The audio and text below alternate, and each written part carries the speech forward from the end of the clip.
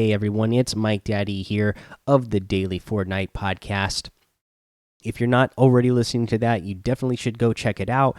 Anywhere you can find podcasts, you're going to find the Daily Fortnite podcast. We're bringing you this YouTube video today because I'm really excited about this awesome Fortnite competitive news. You can already see some of it on the screen. But Fortnite, just in general, the last couple of days has got back to communicating with the community, and that just has me amped up and so hyped and excited for what's going forward for Fortnite in the competitive scene. So let's just go ahead and jump into the news here. So last month we said we would provide our evolving 2020 competitive roadmap. Today we wanted to provide updates on where we're at with the plans in 2020. So physical events for the rest of 2020, all Fortnite competitions will be held online. Due to the limitations of cross-region online competition, there will not be a Fortnite World Cup in 2020. And obviously, guys, for obvious reasons, they're not going to have in-person LAN physical events. Just with the current situation we're in, just makes sense to not do it this year.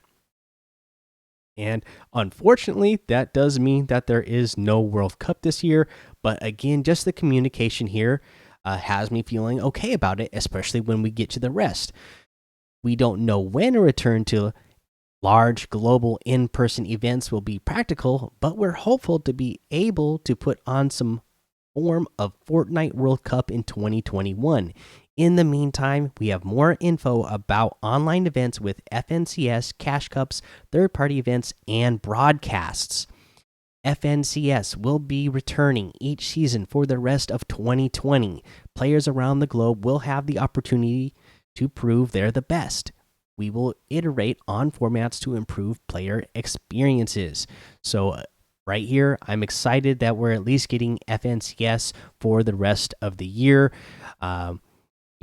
I will be more excited when they start communicating. I'd love for them to let us know, as of right now, we know we have an invitational that's happening this weekend, but I'd love to know what's happening after that. So I would love to see this communication continue, right? I want to know what's happening next season and the season after that, because we see that they like to rotate the FNCS, right? Sometimes it's solos, duos, trios, could be squads. I'd like to have an entire season worth ahead of time. So if they told us, hey, Fortnite Chapter 2 Season 3 is going to be duos, I'd like them to let us also know what their plan is for Season 4. That way, maybe if it was going to be squads, people could start grinding for that now. Maybe they decide, you know what, duos isn't my thing, but squads is. Or maybe if the next season after that was solos, they could say, hey, you know what, I'm just going to keep grinding solos because I'm best at solos and I don't want to be wasting my time in duos. Or even if I am playing in duos, I can still dedicate a certain amount of time to practice in solos to make sure I'm up on my game with that. That way, when the next season of solos comes up, I'll be ready for it and still have my skills honed and ready. So I'd love to see some of that in the future as well. But like I said, I'm loving that we're there at least communicating with us for now. They say cash cups. We're ensuring players can hop into competitive matches with cash prizes on a routine basis. We've been iterating on how players earn points as well as the structure of tournaments. Two-step cash cups will qualify a top group of players into a final lobby. Okay, so third-party events. We continue to work with third parties to provide more experiences for players. All events must be held online only until further notice. Please see the terms and style guide in the link to host an event. So I love that, they're saying, they know they're not doing a World Cup. So again, they're communicating and letting third party hosts know, hey, we're going to work with you to make it so that you can host a Fortnite event of your own. But they give you the guidelines, and I love that they put the in the post here that says that that if you are going to do it, the events can be online only, obviously because of the situation. I think that needs to be said just to make sure that people don't try to hold some, in-person live event of their own. That's going to be a third-party thing. I think it's good for the company to say, hey, you know what? Even if we are going to say that you can hold the tournament, it needs to be online because we don't want to see people come together for our game and making things worse. So I'm glad that they at least acknowledged it there.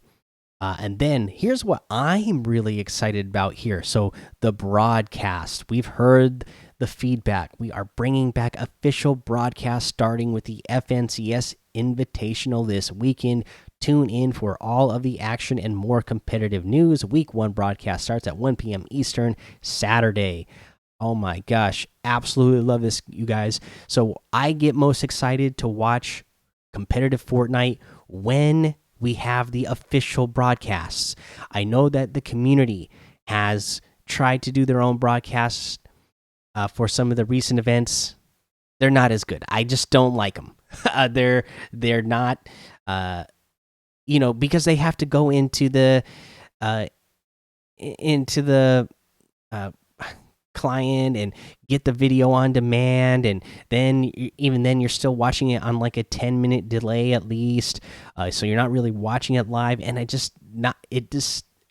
you don't get as many good in-game views as you could when they have the official broadcast. So I'm hoping that's what we're going to see. I hope we're going to get the same style of broadcast that we've seen in the past, where we're going to get multiple views. We're going to be jumping back and forth between players, because that's the other thing that I haven't been as excited to watch competitive Fortnite over the last season or two, is because when they're not doing the official broadcast, I like to see multiple points of views of different players, of what's happening around the whole field, right? So just like if you were watching a basketball game or football game or baseball game, you get a wide view of what's going on the entire field of play, so you can kind of scope things out and see what's going on.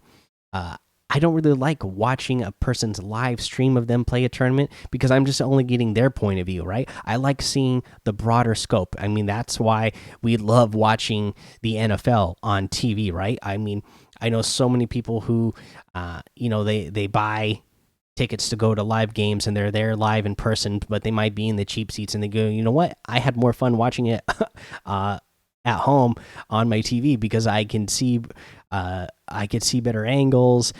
You get the announce team, and you could just see a lot more. And that's what I like about the official broadcast. So I'm hoping that's what we're going to see. I've already seen that we've seen a lot of the casters who have casted the events before, saying that they got their invites to cast this one. So I'm really excited about that, because I really like the cast team that they've had there in the past. So I think this will be a lot of fun.